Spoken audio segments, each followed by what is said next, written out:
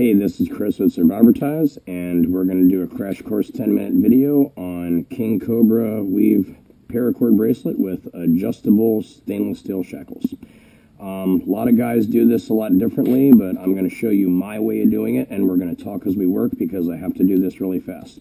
So the first thing we're going to do is we're going to bond our cords. I'm not recommending how you should bond your cord. I'm just showing you how I bond my cord. A lot of guys will use candles. I prefer a Zippo lighter because it's more controllable and you don't have to worry about spilling wax, because the last thing you want is wax on your cord. So here we go, joining them together, give them a little push, wait a second for it to cool. You're going to burn the crap out of yourself, but you want to try to get it as even as a cord as you can. Whoops, nice Zippo throw there. And now a lot of guys use wooden jigs and stuff, but what you're going to see that I have here is I just run two pieces of the shackle on either end of the string, and I stick them here on clips to a computer chair. And this way I can work any way I want. I can make it adjustable, and it doesn't take up a huge space on my table. So we're going to start by taking our bottom piece, which is our adjustable end. We're going to run our cord through, okay?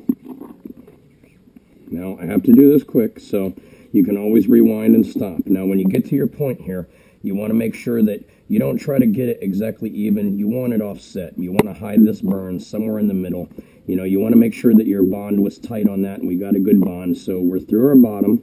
We're going to come to our metal shackle here. We're going to go up through the top like this and pull all of our cord through.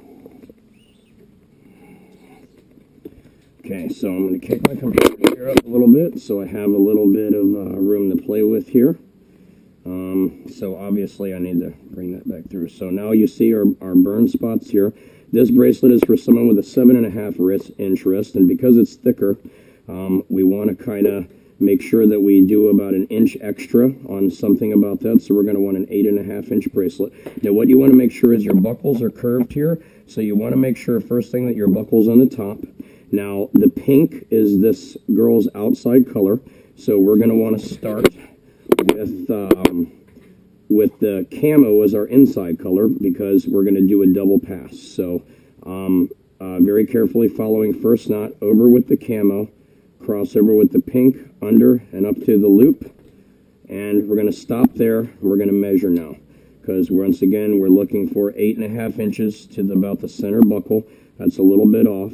Now I'm using about 20 feet of paracord, 10 feet of each color on this meld. So about 8.5 to my center. I'm about right there. I'm going to give it a little pull there. Now check one more time. You always want to double check because it does shift, but that looks good. So I'm going to pull, and there's our second knot. Now your center line is going to be your camo, so it's going to be your crossover line every time on your first pass. You want to, because I use the string, you want to make sure you're keeping tight and your knots are tight, okay? So over, under, up through the loop. Okay, and you're going to see me go through and do this very quickly. Oh, look, I'm picking up scrap off the floor. That's no good. Okay, so like I said, about 20 feet of paracord is what we're pulling in this one. Now when you're going, keep your center straight. A lot of people think tight is pushing up. You don't ever want to push up. You just want to give them nice tight pulls and let it rest where it wants to. It'll settle into place exactly where it needs to be. You just want to make sure that your knots are tight. And a number one thing that a lot of noobs or new guys make mistakes is they will not be consistent. They'll start loose and go tight, and that'll make your bracelet. So you want to just make sure that you get in a rhythm and you're doing the same exact tight pull in the same direction every time you're going down through your bracelet here. So going down. Each time keeping your camo, remembering, crossing over with your camo, over with this is your main color is your crossover. Your odd color, which is your pink on the outside, is going to be your undercolor. And if you see, that's the main color on the opposite side. But this is our top because that's our curved buckle side, so that's what we're going with.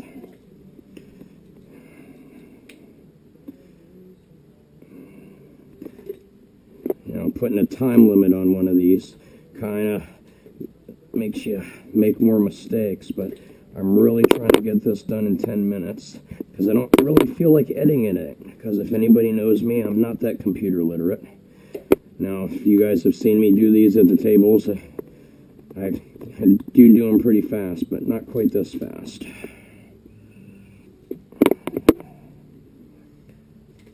Now, I made this video just because I wanted to have my own video, and because I see a lot there, but not a lot of people use the stainless steel metal shackles, and those are the good ones. Those are the ones that you really want. I mean, some people are more comfortable with plastic, but if you want to call it a survival bracelet, you should be able to use everything inside of it, and a plastic buckle isn't going to do you much good if you're lost in the woods. So,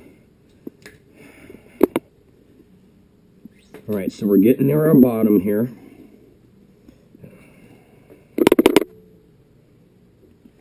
Now that we're down to our bottom, we're going to take it all the way tight up and do one more. Your bottom one, you want to get it super tight because it's going to try to stay a little fatter.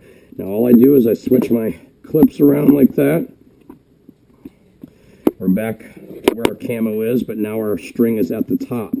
Now, if you remember, we wanted pink camo as our outside color. So now to get the reverse effect, which looks the best with these, now we're just going to cross over with our pink camo. So over, just same knot, pretending this is the center cord, and up through the loop. Now your first knot, you want to make sure that you're interlocking, just like jigsaw or gears or whatever you want. And see how each of those are interlocking? You know, as long as you are still consistent with your tightness, giving that nice tug at the end of each one. And, you know, if you're not a guy with a lot of calluses, you're going to get a lot of rope burn doing this. But you want to make sure each one's interlocking. So you can see they're all perfectly interlocking inside of each other. So now I'm going to try to pick up the pace here, because there's no way of me telling what the time is. You know, once again, over, under, up through the loop.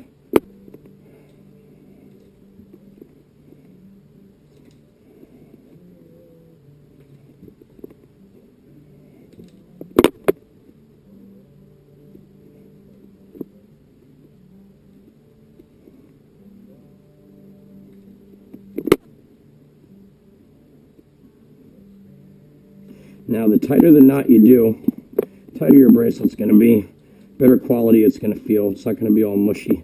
It's going to keep its size. Now, once again, I'm rushing this a little quicker than I usually like to do them.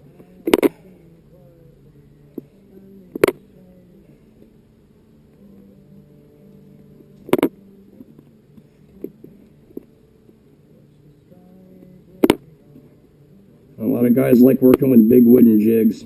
I use these little jigs because they're mobile and I can just about take them anywhere, and it saves me a lot of space in a pinch, which usually if I'm at shows, you never see me with a lot of room, that's for sure. So this works great. Now anything like slings or belts, I have wooden jigs that I do those on, but the bracelets, I've done over 1,000 on this little contraption with the clips. You know, get the clips from Home Depot for $1. Use some scrap paracord, extra buckle, that's it. Right now you see me getting near the bottom. I like taking mine all the way to the end, overlapping the very last knot, getting a tight pull, okay? Now we're going to pull these off of our clips as fast as possible here. Now we're going to unscrew this from our jig.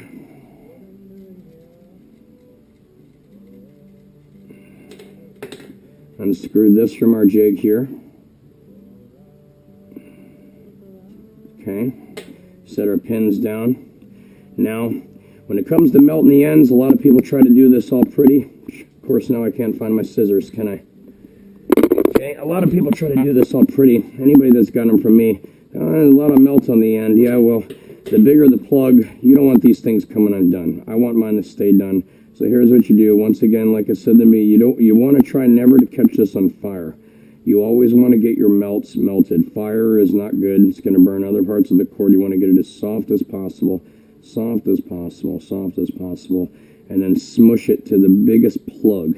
If you get a little excess that's scratchy, you can always come back later with scissors and trim it up. Come over here, give that a nice tight pull again. Take your scissors. Give yourself enough for a little bit of gloopy melt there on the end.